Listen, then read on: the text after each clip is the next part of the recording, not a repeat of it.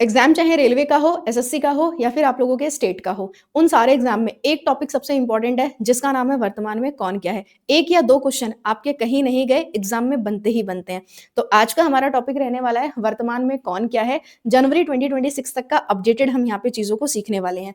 जैसे सेबी के अध्यक्ष की बात करते हैं तो हीनकांत पांडे जी हैं। एलआईसी के अध्यक्ष की बात करते हैं तो आर दुराई स्वामी हैं। मुख्य चुनाव आयुक्त की बात करते हैं तो ज्ञानेश कुमार जी हैं। यूपीएससी के अध्यक्ष की बात करते हैं तो डॉक्टर अजय कुमार जी हैं। आरबीआई के नए गवर्नर की अगर हम बात करते हैं तो संजय मल्होत्रा जी हैं। भारत के नए कैग की अगर हम बात करते हैं तो के संजय मूर्ति जी हैं। और जब हम फिक्की के नए अध्यक्ष की बात करते हैं तो ये कौन है, अनंत गोयनका। स्टार्ट करते हैं आज के सेशन को, लेकिन सेशन को स्टार्ट करें उससे पहले अगर आप लोगों ने टेक्स्ट बुक के एप्लीकेशन को डाउनलोड नहीं किया है तो एप्लीकेशन को जरूर डाउनलोड कीजिएगा। चैनल पर अगर आप पहली बार आए हो तो आपका ये फर्ज बनता है कि आप चैनल को भी जरूर सब्सक्राइब करें। आज का जो पहला क्वेश्चन है वो आपकी स्क्रीन पर ये रहा।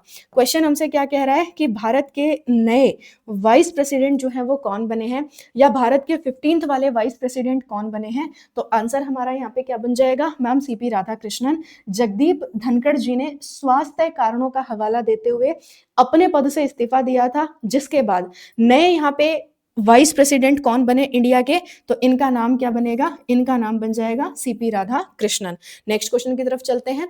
फरवरी 2025 में भारत के नए मुख्य चुनाव आयुक्त ये कौन बने, यानी कि मुख्य चुनाव आयुक्त या सीईसी की अगर हम बात करेंगे।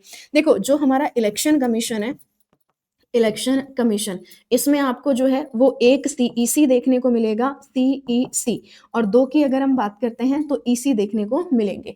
तो यहाँ पे सीईसी पूछा है तो आंसर क्या बनेगा, ज्ञानेश कुमार। जब हम बात करते हैं सुखबीर सिंह संधू और विवेक जोशी जी की, तो ये कौन है वर्तमान में, तो मैम ये वर्तमान हो जाते हैं ईसी यानी कि इलेक्शन कमिश्नर। नेक्स्ट क्वेश्चन की तरफ चलते हैं। क्वेश्चन कह रहा है 14 जनवरी 2025 से 14 जन 2025 से इसरो के अध्यक्ष के रूप में एस सोमनाथ को रिप्लेस किया है। तो किसने रिप्लेस किया है, तो वर्तमान में जब हम इसरो के अध्यक्ष की बात करते हैं या इसरो के प्रमुख की बात करते हैं तो ये कौन हो जाते हैं, तो मैम वी नारायणन। ऑप्शन आपका बी बिल्कुल ठीक है। नेक्स्ट क्वेश्चन देखते हैं। प्रधानमंत्री नरेंद्र मोदी के प्रधान सचिव 2 के रूप में नियुक्त किया गया है फरवरी 2025 में किसे, तो प्रधानमंत्री मोदी जी का प्रधान सचिव 2, तो आंसर क्या बन जाएगा, तो मैम यहाँ पे शक्तिकांत दास, यानी ऑप्शन की बात करते हैं तो डी बिल्कुल हमारा ठीक आंसर बनेगा। अच्छा, प्रधान सचिव 2 कौन है, शक्तिकांत दास। इसका मतलब प्रधान सचिव 1 भी कोई होंगे, तो इनका नाम क्या होगा, प्रमोद कुमार मिश्रा जी। नेक्स्ट क्वेश्चन की तरफ चलते हैं। संघ लोक सेवा आयोग या यूपीएससी के नए अध्यक्ष के रूप में नियुक्त किया गया है किसको, तो यूपीएससी का नया अध्यक्ष बनाया गया है डॉक्टर अजय कुमार को, यानी ऑप्शन सी हमारा बिल्कुल यहाँ पे ठीक आंसर बन जाएगा। नेक्स्ट क्वेश्चन देखते हैं। नागरिक उड्डयन सुरक्षा ब्यूरो के महानिदेशक के रूप में किसे नियुक्त किया गया है, BCAS। फुल फॉर्म यहाँ पे क्या बन जाएगा, तो ma'am director general of the bureau of civil aviation security. तो आंसर क्या बनेगा, मैम राजेश निर्वाण जी, यानी ऑप्शन हमारा ए बिल्कुल यहाँ पे करेक्ट आंसर बन जाएगा। अगला क्वेश्चन देखते हैं। बीसीसीआई के लोकपाल और नैतिकता अधिकारी के रूप में नियुक्त किया गया है किसको, बीसीसीआई का ऑम्बुड्समैन प्लस अगर हम बात करते हैं एथिक्स ऑफिसर, तो आंसर क्या बनेगा, मैम जस्टिस अरुण मिश्रा जी। अच्छा, बीसीसीआई के इस समय अध्यक्ष कौन बने हैं, तो इनका नाम क्या होगा, मैम मिथुन मिन्हास जी। मिथुन मिन्हास की अगर हम बात करते हैं तो ये बीसीसीआई के क्या बने हैं, बीसीसीआई के नए अध्यक्ष बने हैं। अगला क्वेश्चन देखते हैं। 18 फरवरी 2031 तक के कार्यकाल के लिए भारत का चुनाव आयुक्त जो है ये किसको चुना गया है। कुल मिलाकर के ये नए ईसी बने हैं और ये 2031 तक क्या बने रहेंगे, भारत के ईसी बने रहेंगे। तो इनका नाम क्या होगा, इनका नाम हो जाएगा विवेक जोशी, यानी ऑप्शन की बात करते हैं तो बी हमारा बिल्कुल यहाँ पे क्या बनेगा, करेक्ट आंसर बन जाएगा। नेक्स्ट की तरफ चलते हैं। अच्छा, कॉमनवेल्थ के 7वें महासचिव के रूप में पदभार ग्रहण किया है किसने, तो यहाँ पे अगर हम बात करेंगे 7th secretary general of Commonwealth, तो 7th secretary general of Commonwealth की बात करते हैं तो इनका नाम क्या हो जाता जाता है शर्ली बोचवे, यानी ऑप्शन की बात करेंगे तो बी बिल्कुल हमारा यहाँ पे ठीक आंसर बन जाएगा। नेक्स्ट देखते हैं, अप्रैल 2025 में भारतीय रिजर्व बैंक के डेप्यूटी गवर्नर के रूप में किसे पुनः नियुक्त किया गया है।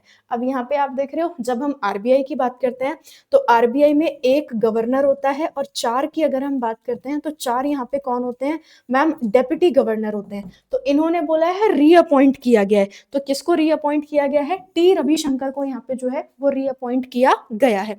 4 डेप्यूटी गवर्नर कौन कौन हो जाते हैं, देखो अगर हम मल्होत्रा जी की बात करते हैं तो जो संजय मल्होत्रा जी हैं ये इस समय गवर्नर हैं, लेकिन अगर हम 4 डेप्यूटी गवर्नर की बात करते हैं तो ये कौन कौन है, तो यहाँ पे जो नए डेप्यूटी गवर्नर बने हैं इनका नाम होगा शिरीष चंद्र मुर्मू, इनके अलावा टी रविशंकर हैं, श्री स्वामीनाथन जानकी रमन है, और एक नाम आता है डॉक्टर पूनम गुप्ता जी का। तो 4 आपको डेप्यूटी गवर्नर आरबीआई में देखने को मिलेंगे।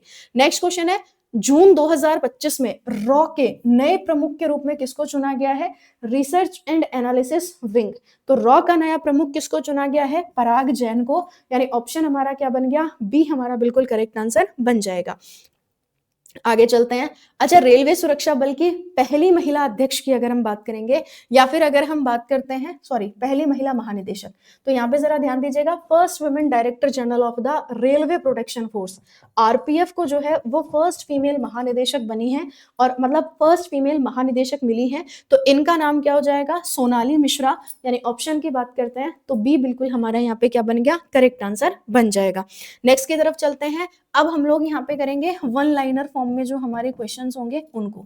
देखो सबसे पहले एसएसबी की अगर हम बात करते हैं, एसएसबी बोलेंगे तो सीमा सशस्त्र सीमा बल, एसएसबी की अगर हम बात करते हैं सशस्त्र सीमा बल, यानी कि डायरेक्टर जनरल ऑफ सशस्त्र सीमा बल, तो आंसर क्या बनेगा मैम, संजय सिंघल। भारत के 53वें सीजीआई की बात करते हैं तो भारत के 53rd वाले सीजीआई कौन बने हैं, तो मैम जस्टिस सूर्यकांत, जो कि बिलोंग करते हैं कहां से, जो कि बिलोंग करते हैं हरियाणा से, और हरियाणा से ये पहले व्यक्ति हैं जो सीजीआई बने हैं।